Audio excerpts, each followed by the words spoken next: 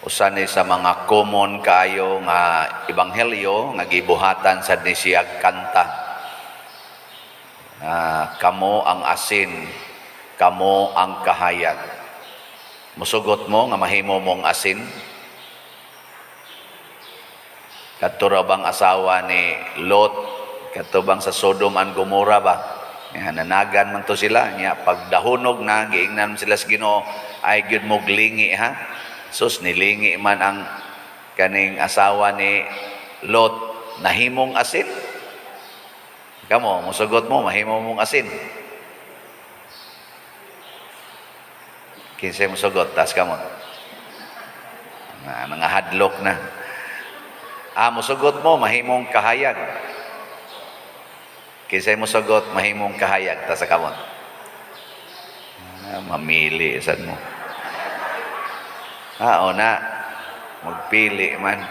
Pero kining asin o kining kahayag, parihara ni sila, puparihara ba ang ilang functions? Unsa man, naghatag o kanindot sa palibot or sa isig katao or sa kalibutan. Ang asin, naghatag og daghang kaayuhan sama sa pagtimpla sa atong gikaon, pagpreserbar sa atong gustong i-preserve nga mga presko nga mga karne or isda na ma-preserve mo na pinaagig asin. Kuan sa nang asin kanang makapatambal po na imo na igargol mo maayo imong mga kana mga minor lang nga mga sakit-sakit mga ayo na. So naghatag og kaayuhan. Mo na kung gusto kang mahimong asin, ang pasabot ay ana, gusto ba ka nga ikaw ay tighatag og kaayuhan or tigpangayo lag kaayuhan? Sige. Unsa inyong gusto? Tighatag og kaayuhan o tigpangayo og kaayuhan? Unsa roy imong gipangayo karon pagsimba nimo karon? Unsa imong gipangayo sa Ginoo? Nga mo yung kagaay kong kwarta, Lord, kay ibayad na ko sa akong kurente, ibayad sa akong sa panadiha, akong pariban sa akong buhok, ibayad na ko sa tuition sa akong anak. Pulos mo na nangayog kaayuhan, tagay ko nga maayo ko sa akong sakit, nga mabuutan ning akong anak na tapulan kay tanan. Kining akong anak na naadik na sa drogas, kaning naadik na sa computer, maayo unta ni. Pulos mo na imo, pulos mo na nangayo kag kaayuhan. Pero suway pangayo, Ginoo, makapanghatag na unta ko og bugas akong silingan. Ginoo, ako na untang makalimtan ang sigig panghuna-huna aning paningil aning utang. Ano ba? Ginoo, kanang tagae kog kadasig nga magsigi kog palit og slot para sa kanang simbahan. Ano ba? Nangayo mo na. Oy, wow, klaro kay mga naong ninyo. Nabi tayo pipila tingali. Ginoo, makapasaylo na unta ko aning kabit sa akong bana. Makapasaylo na unta ko aning akong bana nga nagsigig inom, siging sugal. Ginoo, makapasaylo ta ko ani akong ugangan nga maritis kay tanan. Sigihan kog daot. Or makapasaylo ko ani akong bayaw na portis ang animala. Ana, kana mo'y pangayo aron tighatag kag kaayuhan, dili tig pangayo lag kaayuhan. Mao na diri sa atong unang pagbasa, ang sinugo sa Dios, ang representante sa Ginoo nga mao si Elias, ang propeta, nangayo og kaayuhan gikan sa byuda nga wa nagiayo ang kinabuhi. Nganong wa na may ayo? Naghuwaw man to. Nya wa na sila'y kwarta. Wa na sa ikapalit og harina. Nangahoy siya alang sa katapusang pagluto sa pagkaon. Nighuman nilag kaon ato og inom sa juteng tubig. Wa na'y siguro mabuhi pa sila sunod adlaw. Nya ni ay niabot nga tao nangayog tubig, di hurot ang tubig. Pagsunod ni pakapin pa gyud kay naamo na atong panultihon kada bitang magkomedya ta nga. Naamoy tubig diha nang siya. O naa, paimna ko ha. O inom lang diha dong.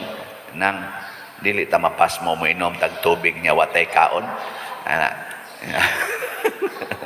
gikatilas tubig ba niya ang tumong day kaon mo sa to kang Elias tagay kog joteng tubig bing anak niya mo pa gani paglakaw ingon din siya nga tagay sa kog gamayng torta pan kay pan may ilang pagkaon dito nitubag dayon ang biyuda ikaw sinugo makakas Ginoo nasayod gyud ang imong Ginoo nga kaning akong gamayng harina ug ako ning lutuon para ako ni ug sa akong anak human ani mga matay na may sa gutom. Ana, unsa may giingon ni Elias isip representante sa Ginoo. Naminaw mo sa first reading? Niingon siya, hatagi lang ko, himuhi kog torta, nga ikahuman himuhi lang sa niya ang imong anak o ikaw, kay ang Ginoo nga akong Dios nag-ingon nga dili mahurot ang imong harina og naghimo ang byuda humaghimo sige siyag himo hangtod ni balik ang uwan hangtod ni balik ang mga trigo wa gyud mahurot ang iyang lana ang iyang tubig ug ang iyang harina mutuo mo nga nahitabo ni dili totoo lang mo gud kay gisuwat man ni dinis Bible di man sa naisuwat og di na tinuod dugay na unta ning gipapas tinuod ug mao ni ang sikreto aron dili mahurot do na pag word diri nga nindot kay tananay niingon si propeta kana ganing Elias pagsulti niya sa byuda ayaw kabalaka buhata ang giingon ko kanimo. Sino nga na? Ayaw kabalaka. Buhata ang akong giingon nimo. Kani bitang magsunod ta sa sugo sa Ginoo nga igsoon nga ang sugo sa Ginoo panghatag kanang mga taong manggihatagon dili sad na mabalakon. Kabantay mo? Awag mo kasuway. Kana bang magsigi kag hatag? Di sad ka mabalaka. Ambot lang ninyo, kamo mamo kasuway panuway na mo. Sige palit og slat sige palit og slat. Mawa gyud na imong kabalaka. Dili sa simbahan kay imo man ang gihatag sa simbahan. Unya inighatag nimo ang Ginoo sad magsigi sa hatag nimo mo nang mawa ang kabalaka. Kay ang imong mga grasya nga moabot kana bitang di ka mahago, di ka ma-stress og pangita. Ihatag sa Ginoo pero mo ingon ang Ginoo pagyaka diha. Pagmik sa nang terminos ako mga iyaan sa unang gamika. Ayaw pagmika diha magsige lang kag tan-aw ng cellphone anang TV nya di ka mo trabaho. Lihok pero ayaw kabalaka. Kaysa muliho kag maayo hapit 24 hours kang kasigig trabaho aron makakwarta nya inig-inding manghupaw lang gyapon ay paita lisod inigmata lisod di ba bisag nanay sweldo lisod mangutkot lang yapos inigdawat sweldo mangutkot mo kabantay mo ana klaro na inyo mga naong.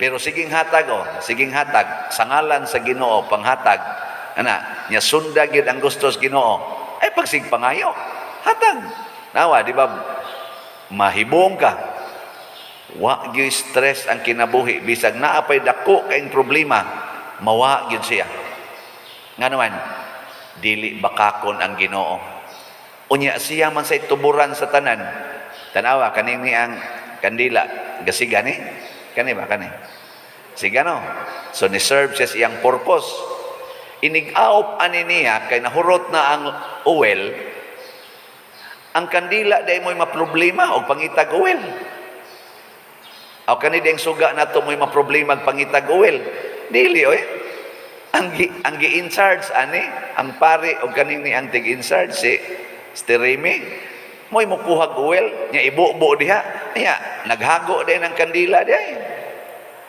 kanang asin og parat na siya diin mo na siya kaparat siya di mo naning kamot para mo parat siya Natural, gitawag tog natural. Nature ba sa asin? Pero mawa ang iyang kaparat, tunob-tunoban na lang na siya, din agad mo balik ang iyang kaparat. Nga naman, din naman siya manghatag. Unsay tawag ninyo sa asin nga dili mahilis? Nga na bang asin ba nga imong itimpla o niya human dili mahilis kay mao bitaw nang uparat ang imong giloto o mo timplahan siya tungod kay ang asin mahilis man. Mawa siya ba? O niya og dili mahilis. Bisag gamay lang yung hilis, di gid siya mo share sa iyang kaparat. Unsa may tawag ninyo ana?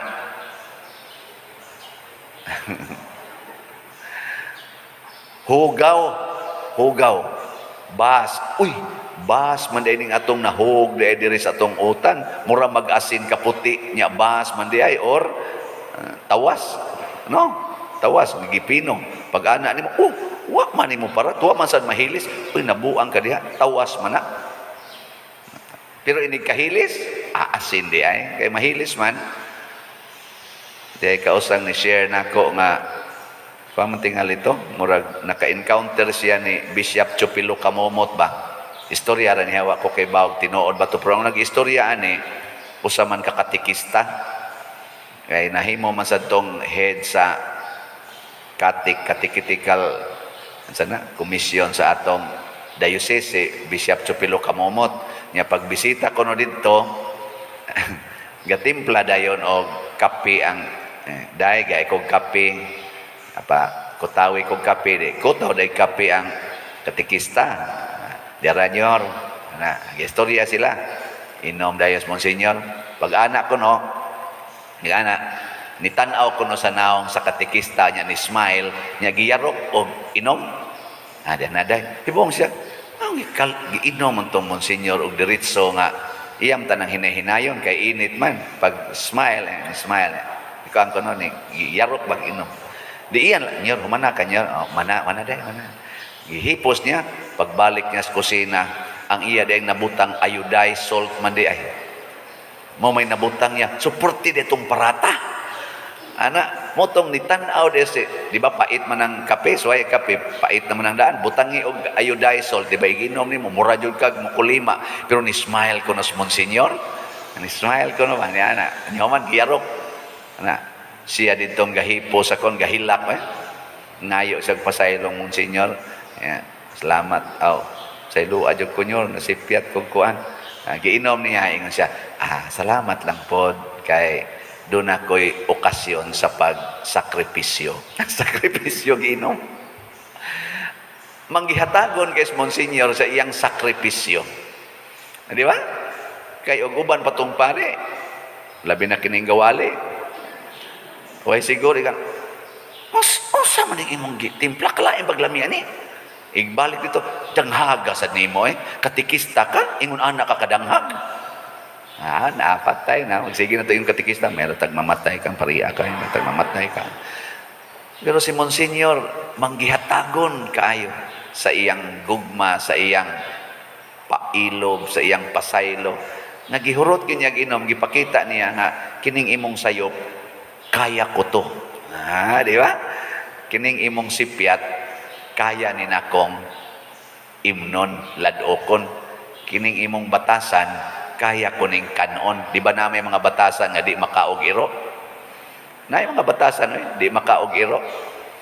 Pero, og ikaw, Diyos nun ka, manghatag ka sa imong gugma, sa imong kaayo, kaya yun. Kanabitang magpatambag na ko, padir, grabe na yun kayo niyang gibuhat, din agin ni makaya, padir, din agin makaya, ako pa'y nangita, ako pa'y kulatahon, siya gastanbay lang, musuyo pa, niya ako'y kulatahon, di na mada, padir, nako madara lagi na, basta musunod kas Ginoo. Unsaon man pagsunod ang Ginoo, padir, pagpakamatay. Ano? Tanawa ang Ginoo, sa niyang gibuhat. Nagpakamatay, tanawa ang asin, kanus aman siya mo makatimplas tong ikaon mahilis magpakamatay kaning siga kanus aman siya musiga kon hutdo niya ang iyang lana suyupon di ba pero man di ka mo suyop di ka ngiga gud hatag ko ni mahurot ni Pres biyuda ba? Mahurot ni. Ayaw, di na mahurot. Mao na manghatag. Ako lang ning gihisgotan tungod kay kamong tanan nga nagsigig palit og slots para sa atong mga proyekto, nahimo gyud mong tinuod nga asin og kahayag sa kalibutan. Dili lang dinhi sa atong parokya sa San Vicente Ferrer, Liloan, whole world. Pasalamat tas Ginoo nga midan-ag ta. Nganong midan-ag man ang atong parokya, nganong nidan-ag man ang akong pagkapari nga nakaabot yun ngadto sa tibuok kalibutan nga naay mga Cebuano speaking mga residents tungod kay gasabwag tag kaayuhan, gasabwag ta sa pulong sa Ginoo, gasabwag tas kabubuton sa Ginoo og nagningkamot pagpuyo.